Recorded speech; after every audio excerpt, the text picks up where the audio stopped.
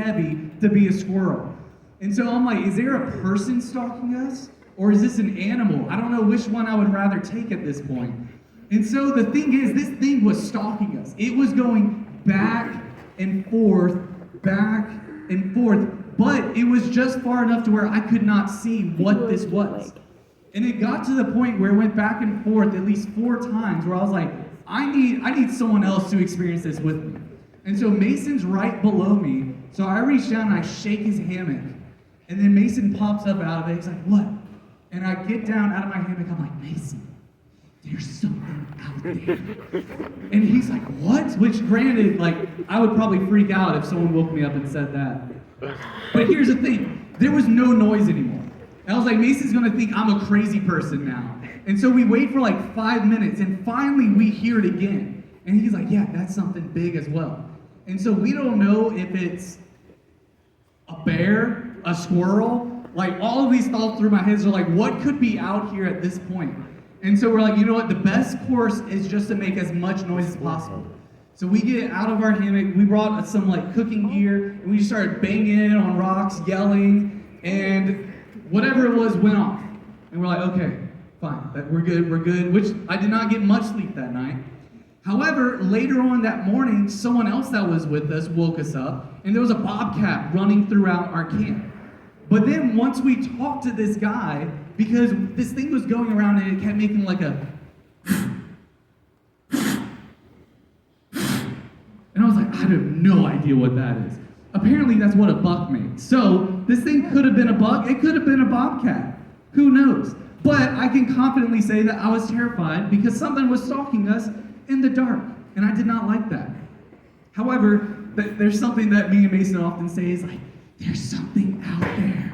Because I was really scared, and I just wanted someone else to experience that with me. But so, all of us probably at one point or another have been scared, but I want you guys to see that the Israelites were absolutely terrified of these people called the Midianites. The Midianites were this vast army, which it says there was about 120,000 men. 120,000 Midianites, soldiers that were going throughout the land of Israel, devouring everything. And now I know it's hard to kind of put into scale 120,000 people. I looked it up, and Hampton, the city of Hampton has about 130,000 people in it. Like men, women, children, older people is 130,000. So if you take the whole population of Hampton, that makes up the entire army of able-bodied men of the Midianites. And so we see the Israelites had a good reason to be terrified of these people. So let's go ahead and put up Judges 6, 1 through 2 in here. So it says the Israelites did what was evil in the sight of the Lord. So the Lord handed them over to Midian for 7 years, and they oppressed Israel. Because of Midian, the Israelites made hiding places for themselves in mountain caves and strongholds. So the Midianites were so fearsome, and they're just devouring everything they could. The Israelites just said, hey, let's just hide from these people. We can't put up a fight against these people. We're not going to win. Let's just hide and try to survive, and maybe they'll finally go out. Maybe they'll leave us alone. And so they went and hid in caves in the mountainside where you can't really grow any crops. So this was no way to live. And so we see the Israelites were just terrified of these people. And that's exactly where we come across Gideon for the first time in Judges 6, 11 through 12. It says, the angel of the Lord came, and he sat under the oak that was in Ophrah, which belonged to Joash the Abizarite. His son Gideon was threshing wheat in the winepress in order to hide it from the Midianites. Then the angel of the Lord appeared to him and said, the Lord is with you, valiant warrior. And so in order for you to understand what's actually going on here, you kind of have to know a little bit about what ancient wine presses were like and what threshing wheat is actually doing. So threshing wheat was something that you would do where you would take the wheat and you would slam it onto the floor, and then you would pick it up by the head of the wheat stalk, shake it between your hands so that you separate the seeds and the chaff, throw it up in the air, and then the chaff would blow away and the seeds would fall down, and then that's how you could grind it up and make flour to have bread. But the problem is wine presses were dug into the ground and had barriers around it so that wind couldn't just blow debris into all of your wine, because that's really gross. You wouldn't want dirt and stuff in anything that you drink. And so Gideon is making his life 10 times harder because he's so scared, cowering in this wine press, trying to separate the seeds of the wheat from the chaff, and it's just not working. But what's so funny is that there's an oxymoron here of Gideon cowering, but this angel comes to him and says that he is a valiant warrior, which just doesn't fit the picture of who Gideon is at this point. And I think it's so cool that the angel does this, because God sees us as who he's calling us to be. God doesn't see us as we are now. He sees the potential in us, and he can equip us to be that person.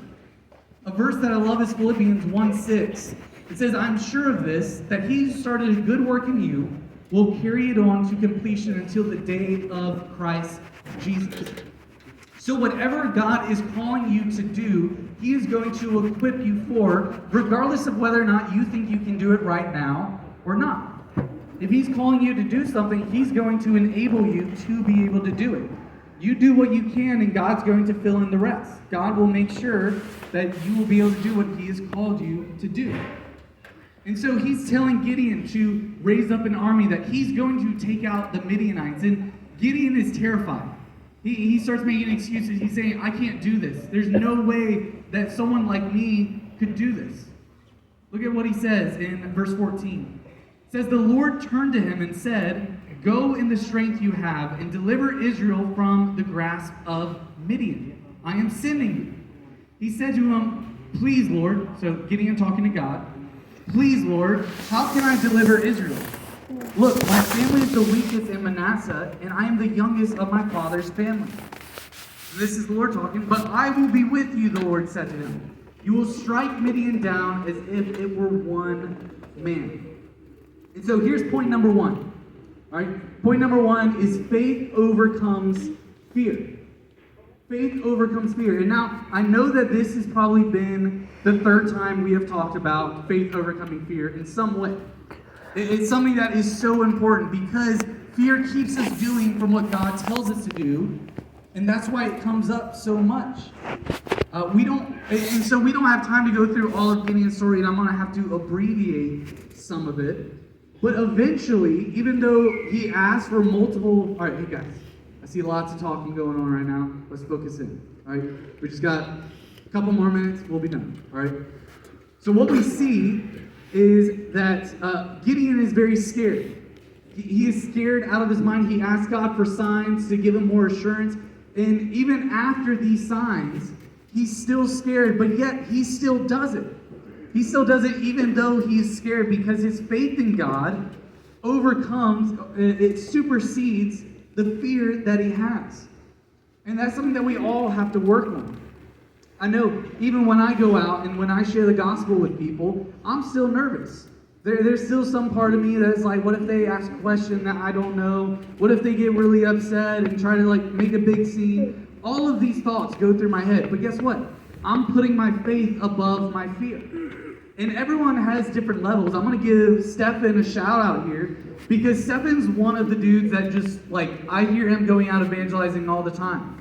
He's talking about how he just goes to the Virginia Beach boardwalk and starts telling people about the gospel. He goes to the mall, starts telling people about the gospel. And I asked him, I was like, do you ever get nervous? And he's like, yeah, I still get a little nervous. But the more you do it, the less nervous that you get. But the more faith that you have, the more you're saying, I'm going to do it regardless of how scared I actually am. And so whatever God is calling you to, if you're nervous, if you're scared, that's okay, as long as your faith is greater than your fear. Your faith should overcome your fear so that you can follow God's commands. And it gets easier every single time. But here's the thing with Gideon. Gideon and his family was not right with God. And so before he went out to do what God called him to do, he had to get right in his own heart, in his home. And so what God called him to do next was something that he was scared to do again. If we look at Judges 6:25-27. On that very night, the Lord said to him, Take your father's young bull and a second bull of 7 years old. Then tear down the altars of Baal that belong to your father and cut down the Asherah poles beside it. Build a well-constructed altar to the Lord your God on the top of this mountain. Take the second bull and offer it as a burnt offering with the wood of the Asherah pole that you cut down. So Gideon took 10 of his male servants and did as the Lord had told him. But because he was too afraid of his father's family and the men of this city to do it in the daytime, he did it at night.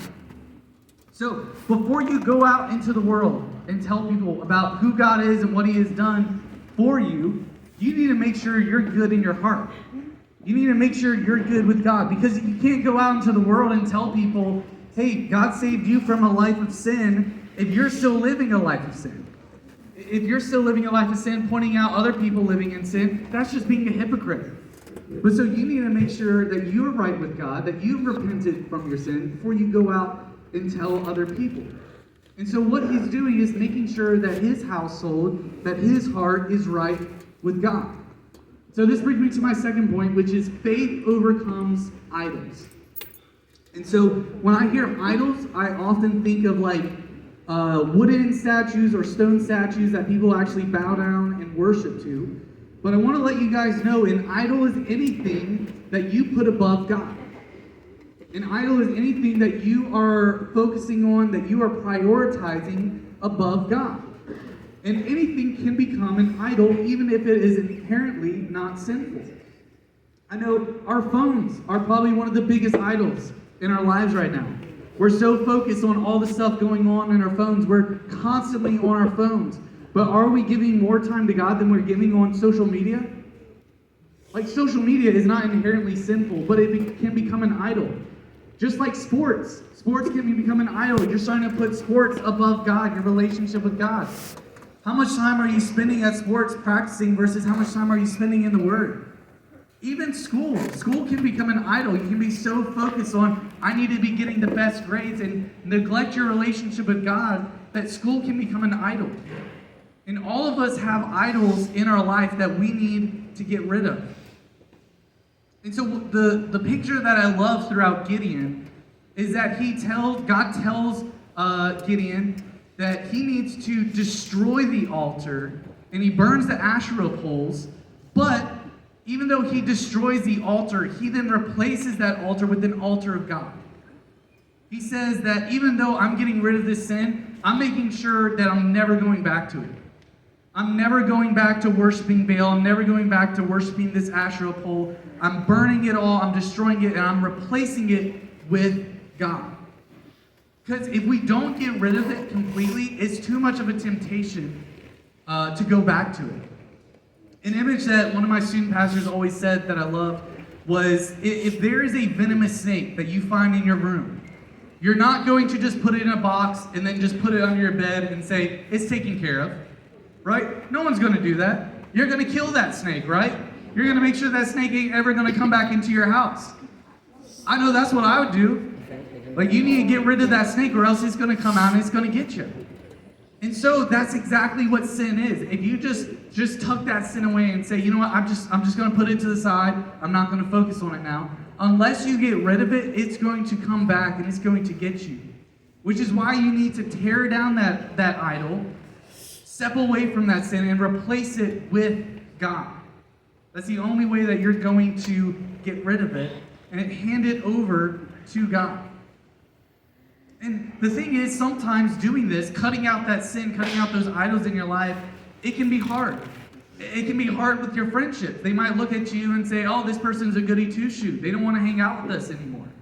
However, sometimes it could be where you're able to be that person that you can then tell them how they can get out of the sin that they're trapped in as well. But we see that Gideon's family was very upset. They wanted to kill Gideon because of this. But one of his friends steps in and he says, no, is this something that the Lord wants? Does the Lord want us to keep worshiping Baal? Does the Lord want us to keep worshiping the Asherah poles? No. And so because of this, they turn and then they start following God. And so even though Gideon was scared, even though he was so nervous, his faith still overcame those idols. His faith still overcame his fear to be able to go out and tell his family that they need to repent of their sin. Which once he did that, he can then do what the next thing that God is calling him to do, which is to raise up an army to battle the Midianites. So Gideon goes out. He gathers all the people that he can, and he gets 32,000 men. So keep in mind, 32,000 men versus 120,000 Midianites. All right, the odds do not look good for Gideon at all. But God's not done with him. All right? In fact, God does the opposite of probably what Gideon wanted. God says, you know what? You got too many men. We need to reduce this. Because if I give you guys the victory with 32,000 men, you're going to say, look at us. Look at Israel. We're the best. No one can beat us. We beat 120,000. We only had 30,000. So God says, no, you got to cut it down. And I don't have time to go through